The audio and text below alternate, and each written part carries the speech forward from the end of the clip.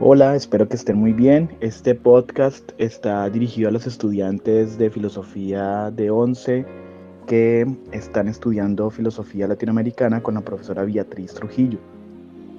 Quien les habla, pues es Dawini Rengifo, y en esta ocasión quiero hablarles de un filósofo colombiano muy importante en los estudios de teoría crítica, filosofía política y pensamiento decolonial, llamado Santiago Castro Gómez, quien fue profesor de la Universidad Javeriana y que es reconocido hoy en día como uno de los principales filósofos latinoamericanos por su originalidad y su profundidad y su rigor.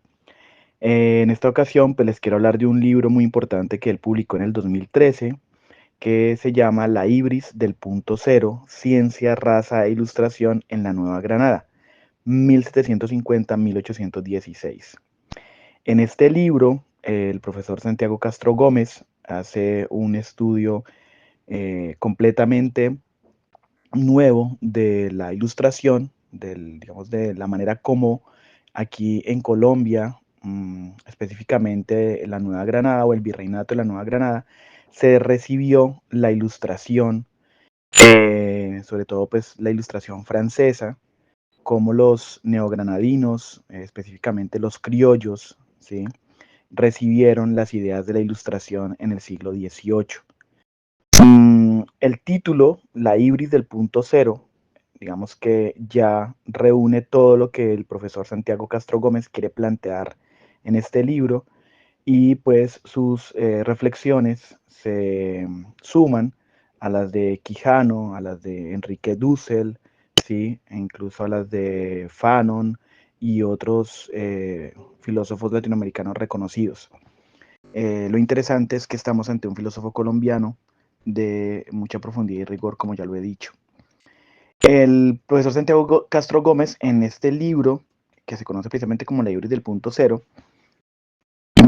muestra cómo, por un lado, eh, lo que podríamos llamar la colonialidad del poder, ¿sí?, o las relaciones de poder que se tejen precisamente en la manera como Europa somete a América, o mejor dicho, cómo los imperios europeos pueden dominar sus posesiones de ultramar. En esta ocasión lo que hace Castro Gómez es mostrar cómo esas relaciones de poder están atravesadas, o mejor dicho, se dan o tienen que ver fundamentalmente con la manera como se produce, cómo circula e incluso cómo se comercia el conocimiento. O sea que en este libro lo que Santiago Castro Gómez pone de presente es la relación muy, muy estrecha que hay entre saber y poder. Ya Francis Bacon había mostrado en su famosa frase, y digamos que ya se había vuelto un lugar común, la relación entre saber y poder. Michel Foucault, en la segunda mitad del siglo XX, pues nos mostraba cómo no se puede tener una concepción ingenua del poder. El poder no es algo que se tenga, el poder se manifiesta a través de múltiples relaciones. Y lo que pone Foucault también, o lo que muestra Foucault, es que el poder no está localizado en las instituciones de poder oficiales o fácilmente identificables. Lo que muestra Foucault, y esto va a ser muy importante ahora que hablemos de Santiago Castro Gómez, es que las instituciones, entre comillas, neutras, como el psiquiátrico, como la clínica en general, como la escuela, el colegio, son instituciones en las que encontramos múltiples relaciones de poder, ¿sí? Y ellas incluso contribuyen al control, o sea, a los efectos de dominación del poder oficial, ¿sí? Entonces vemos como, por ejemplo, la escuela no es una institución neutra, la escuela está atravesada por intereses políticos, por intereses económicos, por intereses culturales que contribuyen al control de los ciudadanos. Lo mismo pasa con el psiquiátrico, ya lo mostraba Foucault en su famosa Historia de la Locura. Lo que va a mostrar el profesor Santiago Castro Gómez o lo que va a tratar de profundizar, es cómo es posible que desde el conocimiento, desde lo epistemológico, se ejerzca la dominación y cómo en la producción y circulación del conocimiento hay relaciones de poder y cómo más específicamente el colonialismo, ¿sí? No solo se nutre de la ciencia y del conocimiento, sino que utiliza el conocimiento como un instrumento para controlar, para dominar, ¿sí?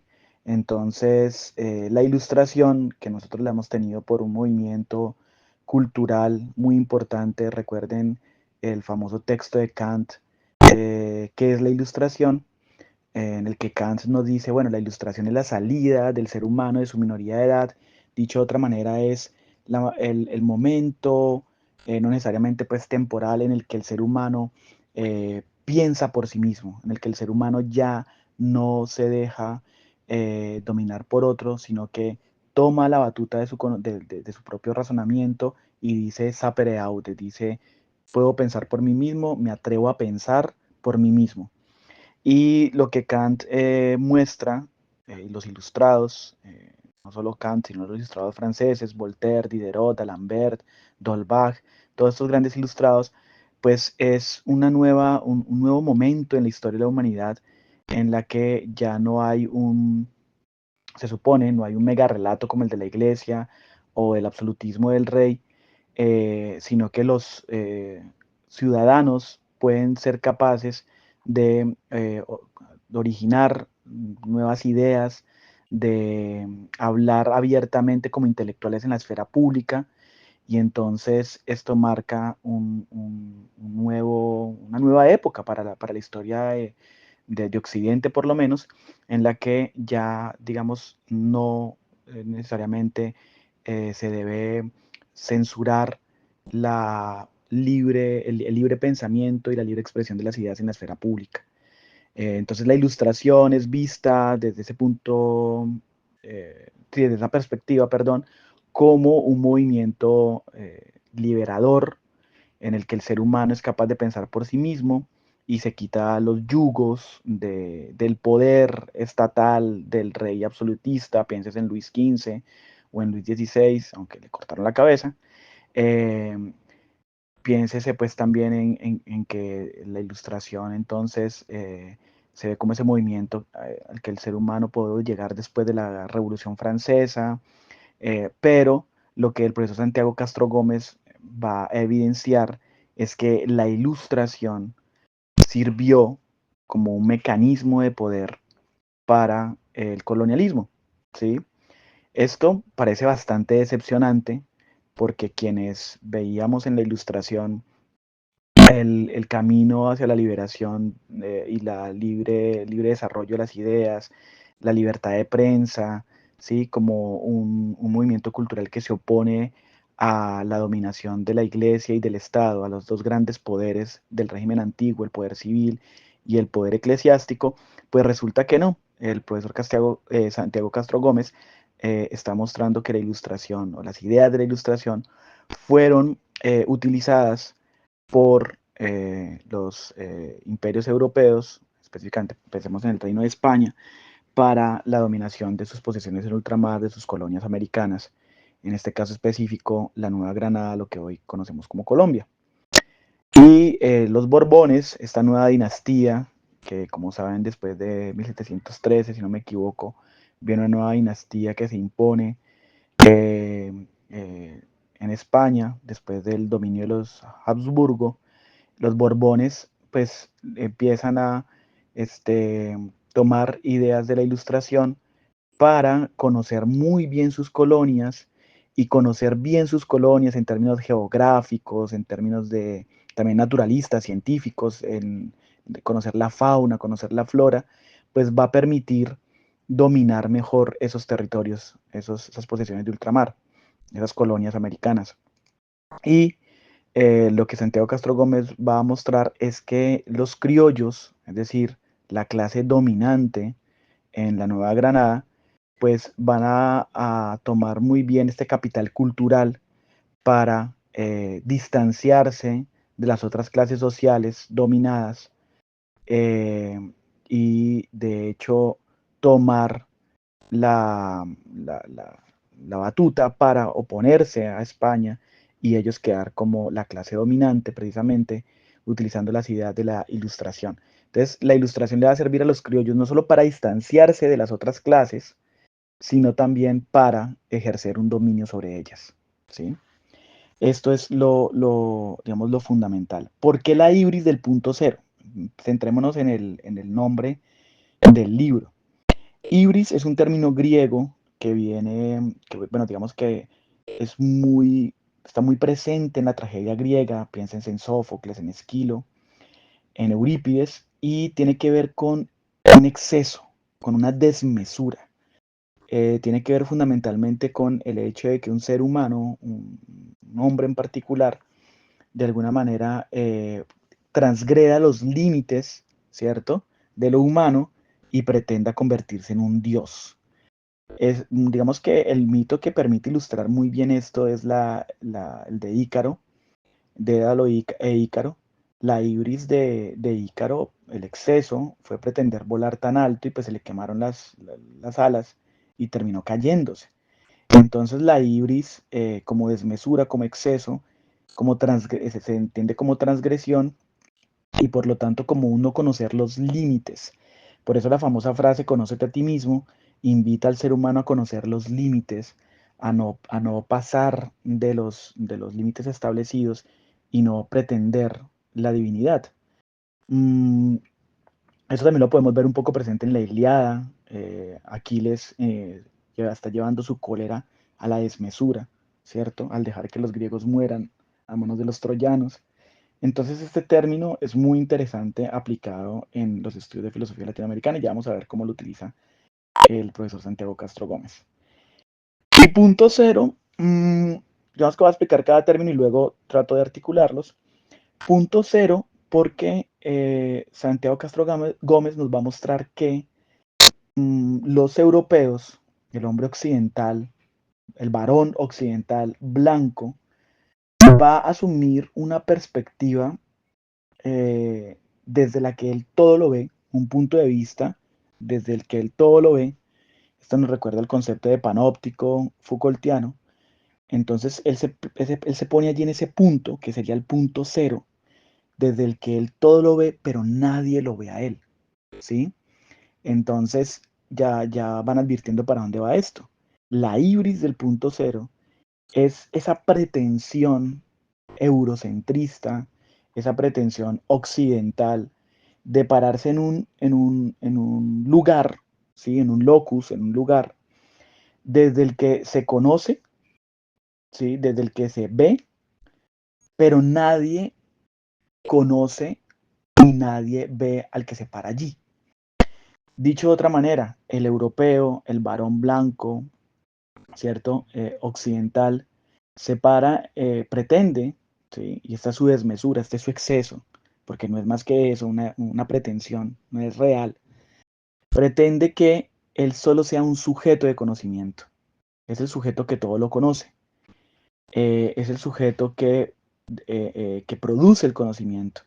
Pero nadie, ningún otro sujeto puede conocerlo a él. O sea, él es siempre sujeto, pero nunca objeto de conocimiento. Y esto, de alguna manera no, está mostrando claramente cómo el conocimiento es utilizado como mecanismo de poder o cómo la producción de conocimiento en la cultura occidental explica las relaciones de dominio colonial. ¿Qué va a mostrar el profesor Santiago Castro Gómez? Y esto es algo que puede resultar muy fuerte. Y es que las ciencias humanas, o las llamadas ciencias sociales más bien, tienen su origen en esta ibris del punto cero, ¿sí?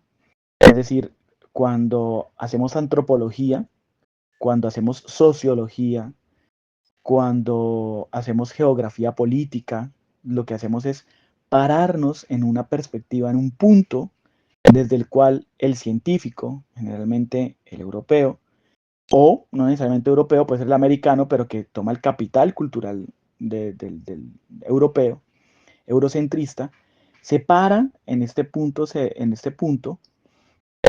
como científico con una pretensión de objetividad a estudiar otras culturas, otras sociedades. Y eso es lo que hace el antropólogo. Pensemos, por ejemplo, en quien va a estudiar a los Kogi, ¿sí?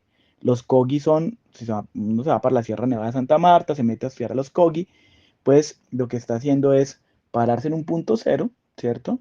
En el que yo como científico, a mí nadie me observa, yo no tengo a ningún otro individuo, por ejemplo los Kogi observándome a mí, estudiándome, no, ellos son los estudiados, algo así como una especie de documental sobre el Serengeti africano, no sé, donde el camarógrafo se pone a estudiar a los leones, pero los leones no lo estudian a él.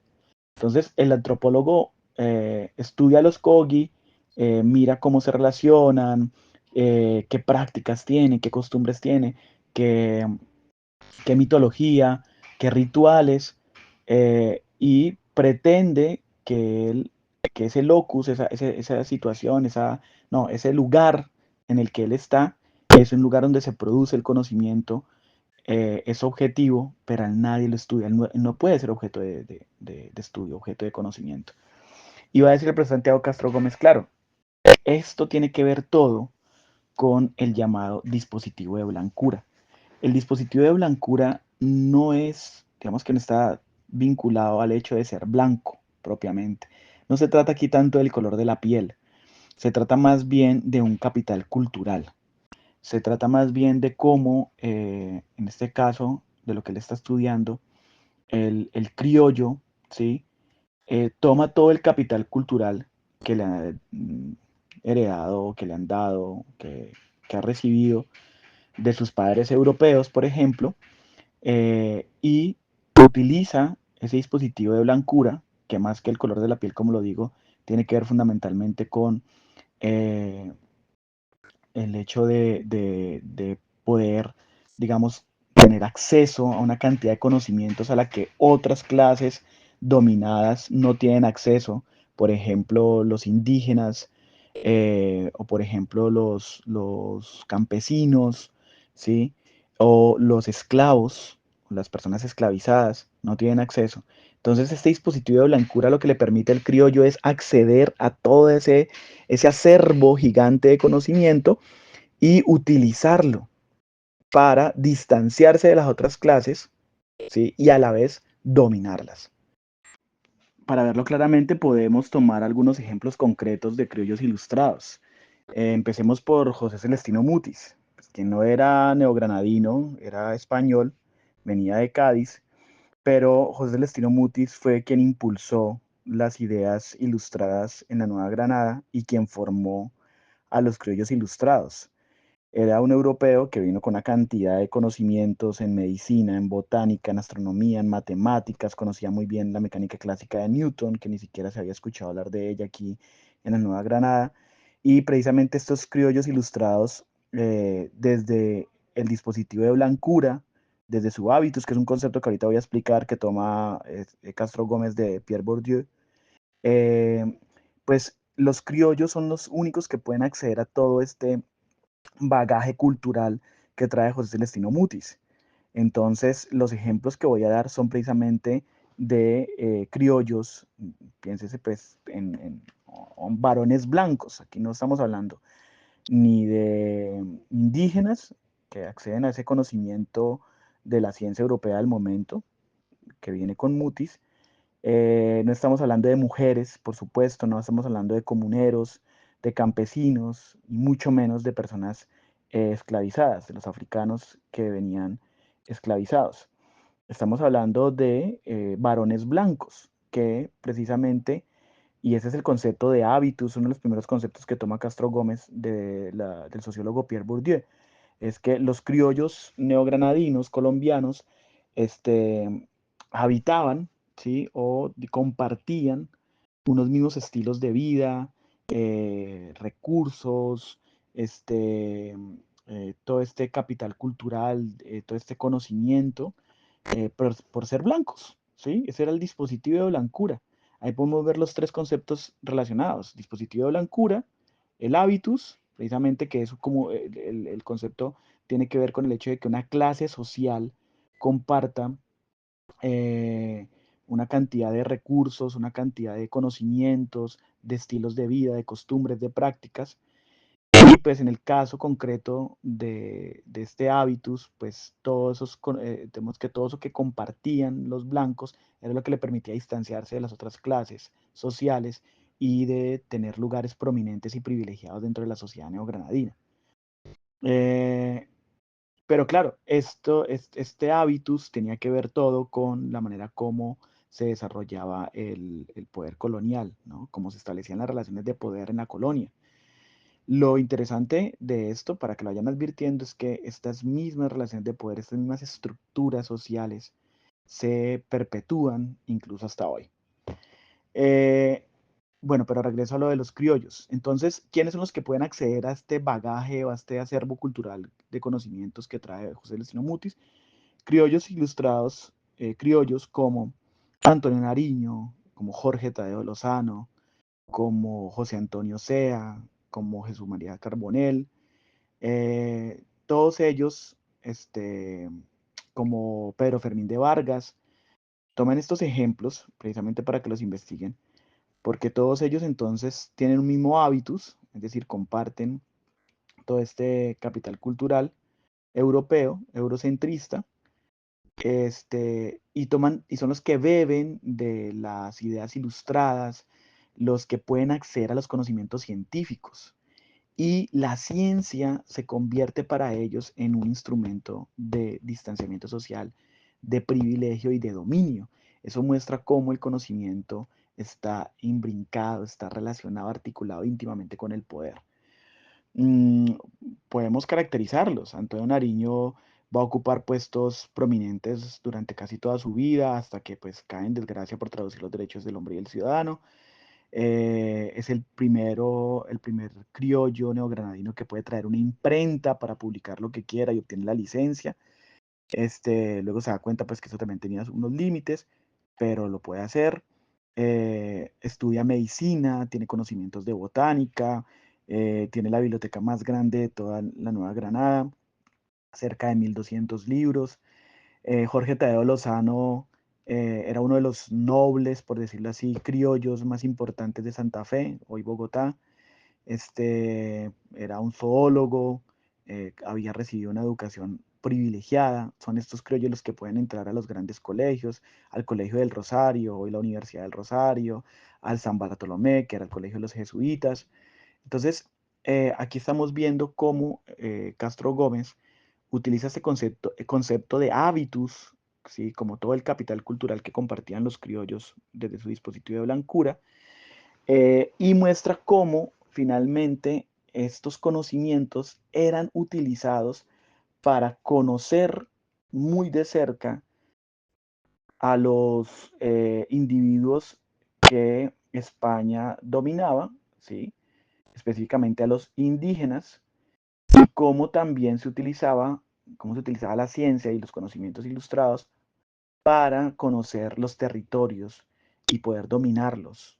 Eh, y esto, digamos, se ve claramente en el trabajo que desarrolla José Celestino Mutis. José Celestino Mutis desarrolla dos trabajos muy importantes. El primero es que se encarga de reunir todos los estudios que había sobre las lenguas indígenas, y esto lo envía a Europa con el fin precisamente de conocer más cerca las lenguas de los indígenas desde una supuesta perspectiva científica, pero era más por el hecho de conocer a quienes dominaban, conocer estas lenguas también para poderlos evangelizar y para poderlos controlar. Y el otro trabajo que hace José Celestino Mutis es el de la expedición botánica, que se le encarga, si no estoy mal, en el 86, y que desarrolla con todo este equipo de criollos que él mismo había formado. Entonces ahí tenemos a un Jesús María Carbonell como escribano, ahí tenemos a un Francisco José de Caldas como el botánico más prominente, tenemos a Jorge Tadeo Lozano como el zoólogo, el especialista en animales más importante, ¿sí? Y todos estos estudios finalmente, ¿a dónde se llevan? Pues a la metrópolis, a Madrid, porque esto permite precisamente conocer los territorios que son dominados, los territorios, las posiciones de ultramar. Es en este punto en el que el profesor Castro Gómez introduce un concepto muy importante que toma de Michel Foucault y es el concepto de biopolítica.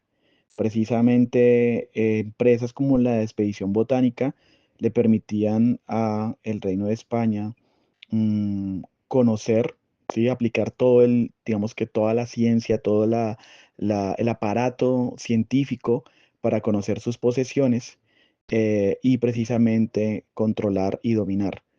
Entonces vemos cómo la ciencia se pone al servicio del poder. Esto, digamos que claramente va mostrando cómo se teje la estructura colonial. Mm, Otro concepto muy importante que va a plantear el profesor Castro Gómez, ya tenemos, vamos a hacer un recuento, el concepto de hábitus que lo toma de Pierre Bourdieu, relacionado con el de capital cultural y dispositivo de blancura, el concepto de biopolítica que acabamos de explicar, pero el otro gran concepto que va a tomar el profesor Castro Gómez es el de colonialidad del poder. Ese concepto lo toma de Quijano, de Dussel, ¿cierto? Y de otros, y es un concepto fundamental para explicar precisamente que las relaciones coloniales de poder, ¿cierto? Como él lo dice textualmente, tienen una dimensión cognitiva. Es decir, se reflejan esas relaciones de poder colonial en la producción, circulación y asimilación de conocimientos. Mm, ¿Cómo se expresa esto? Pues claro, los filósofos de la Ilustración hacen una oposición, una diferenciación muy clara, una demarcación entre los pueblos americanos, los pueblos asiáticos, los africanos, ¿cierto? Eh, y la civilización europea. Entonces, claro, los pueblos americanos, asiáticos, africanos, a la luz del científico ilustrado, y aquí tenemos que pensar en este criollo que hemos caracterizado, se ven como pueblos bárbaros, como pueblos no civilizados, ¿sí? Por eso se convierten en objetos de estudio, por eso ellos son los que van a estudiar a estos pueblos no civilizados, porque ellos están en la cúspide de la civilización. Entonces el pueblo europeo, el científico, se pone en este punto cero, y esa es su híbrido y su pretensión, precisamente porque se ve a sí mismo en un lugar de privilegio, digamos, en la escala evolutiva social. Claro, los pueblos europeos son pueblos civilizados, están en la modernidad, ¿cierto? Y precisamente las ciencias que se desarrollan toman estas categorías de oposición entre civilización y barbarie. Y esto claramente pues muestra cómo desde lo epistemológico, desde lo cognitivo, pues está asumiendo una posición de poder. Claro, porque el europeo moderno, ¿cierto? Civilizado, precisamente por estas características, por ser moderno, por ser civilizado, por tener una actitud científica, es más, está por encima de los pueblos bárbaros. Y aquí caben pues los americanos, los asiáticos y los africanos. Pero claro, no todos los americanos. ¿Por qué? Porque los criollos van a demandar también este privilegio, basados en su dispositivo de blancura. Es como que, oiga, un momento. Sí, ustedes son españoles, ustedes son europeos, ustedes son la cúspide de la civilización, ustedes son los científicos, ustedes son los que están parados en el punto cero, ustedes, nadie los estudia, ustedes son los que estudian, por lo tanto ustedes son los que tienen el poder, ¿sí? En esta concepción ingenua del poder, ustedes son los que dominan, los que controlan, pero ojo, nosotros los criollos, pues compartimos un mismo hábitus que ustedes. Nosotros también podemos acceder a esa capital cultural, nosotros también somos ilustrados, nosotros también fuimos a la universidad, universidades americanas, pero tenemos todo ese bagaje cultural. Y entonces allí tenemos, por ejemplo, cómo cuando Humboldt visita América, específicamente pasa por Santa Fe y conoce a los sabios de la expedición botánica, cómo Francisco José de Caldas demanda a Humboldt, que es un europeo, un alemán, muy sabio, ¿cierto? Que viene precisamente en un viaje increíble por toda América como toda una celebridad. Y aquí vemos también cómo se dan las prácticas coloniales. Humboldt es el europeo que viene a traer luz a estos pueblos olvidados de América. Viene a conocernos, nosotros nos dejamos estudiar y le ofrecemos todos los recursos necesarios porque pues él es un varón blanco ilustrado. Entonces, aquí se encuentra con Caldas, que es un americano, sí, pero un criollo, que viene de una familia blanca, posicionada de Popayán, y él le demanda a Humboldt, eh, eh, precisamente amparado en que habitan el mismo hábitus, es decir, que comparten unos mismos estilos de vida, unos mismos conocimientos, que ambos son ilustrados, que él de hecho ha desarrollado investigaciones por su propia cuenta tan elaboradas que el mismo Humboldt debería apreciarlas y entonces le demanda a Humboldt que él debería acompañarlo en lo que le resta del viaje por América. Y Humboldt, de una manera aunque pues siempre se hablaba que Humboldt era una buena persona, pero desprecia en todo caso la compañía de Caldas y Caldas queda destruido porque Humboldt no se lo lleva. Y este ejemplo muestra claramente cómo el criollo ilustrado americano demandaba, precisamente amparado de su dispositivo de blancura, pues el mismo posicionamiento social y el mismo privilegio de poder del europeo propiamente dicho. ¿Sí? Entonces, aquí este concepto de colonialidad del poder le va a servir precisamente a Santiago Castro Gómez para mostrar cómo las ciencias humanas toman y las ciencias naturales también categorías propias de esas relaciones de poder colonial. ¿Sí?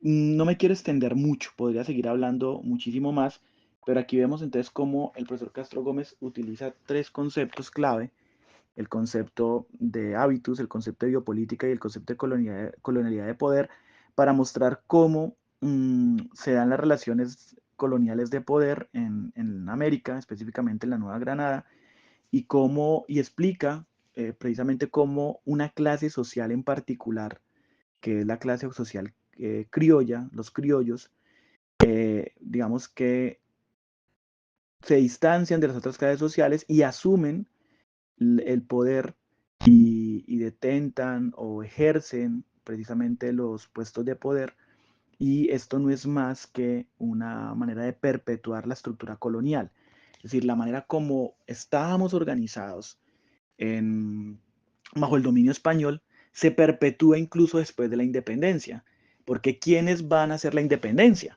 ¿Sí? Si vemos quienes estuvieron detrás del famoso grito de independencia que celebramos todavía hoy, el 20 de julio, precisamente por lo que pasó el 20 de julio de 1810, pues fueron los criollos, ¿sí? Ahí detrás estaban todos los criollos ilustrados, los que habían estudiado con Mutis, los que habían accedido a todo ese capital cultural europeo, es decir, aquellos que se creían en una posición de poder superior frente a las otras clases sociales y frente a los otros individuos que conformaban la sociedad neogranadina. Son ellos los que van a tratar de dar ese golpe de independencia, amparados precisamente en que ellos estaban ya dispuestos a gobernar por sí mismos. Es decir, que precisamente tomaron las ideas ilustradas, algo así como ese piensa por sí mismo de Kant, lo tomaron ellos como gobiérnate por ti mismo, básicamente. Y ese gobiérnate por ti mismo, pues era independicémonos de España. Pero esa independencia, aunque podía tener tintes nacionalistas, era más del tipo de, es que nosotros también somos europeos, es que nosotros también compartimos el mismo hábitus, entonces tenemos el derecho a gobernar, ¿cierto? Pero en gobernar, ¿qué? ¿A favor de las otras clases sociales? ¿Gobernar a favor de los indígenas?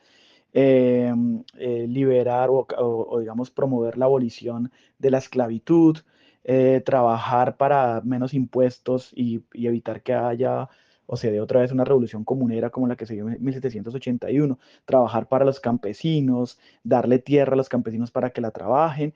No, de ninguna manera. La independencia, incluso luego de la campaña de Bolívar, pues es simplemente el desprendernos del dominio español, pero ese desprendimiento del dominio español no significó que cambiaran las estructuras sociales que cambiara la violencia estructural que ejercía España, que cambiaran las relaciones coloniales de poder. Significó simple y llanamente cambiar los actores. Pero los actores seguían siendo o viéndose a sí mismos como varones blancos, ilustrados, civilizados, ¿cierto? Frente a las otras clases sociales. eh, y por eso ellos demandaban el poder o demandaban el poder. ¿Qué quiere decir con esto? Que lo que está mostrando Castro Gómez es que la ilustración le sirvió a la clase dominante en la Nueva Granada para perpetuar la misma estructura colonial, ¿sí? Entonces, finalmente, sí, nos independizamos, finalmente nos quitamos el yugo del dominio español. Digamos, ustedes acceden a un libro de historia, se dice que dejamos de ser colonia, pero el colonialismo siguió vigente. ¿Por qué? Porque la estructura siguió siendo la misma, una estructura colonial, la manera como nos organizamos sigue siendo colonial, o sigue mostrando digamos, las características propias del colonialismo, y la violencia estructural sobre todo, pues sigue siendo ejercida. Y entonces, pues, digamos, quienes van a ejercer los puestos de poder, pues van a ser precisamente esta clase dominante bajo este mismo hábitus, bajo esta misma este, dispositivo de blancura, y con ese mismo capital cultural heredado de Europa. Es decir, quienes van quienes constituyen esa clase dominante, entonces están todavía parados en ese punto cero, pretendiendo que ellos son la civilización, los que ven y los que no son vistos. Esto básicamente pues es una perspectiva, no necesariamente tiene que ser así o hay que tomarla como si fuera la última palabra, pero es una perspectiva muy interesante que explica cómo se han perpetuado las estructuras coloniales e incluso en la América independizada. Espero que este podcast les sirva, que les sirva un poco para entender la filosofía de Santiago Castro Gómez, que les sirva también para digamos, estudiar una perspectiva de filosofía latinoamericana muy interesante, que les contribuya y bueno, nos vemos en otra oportunidad.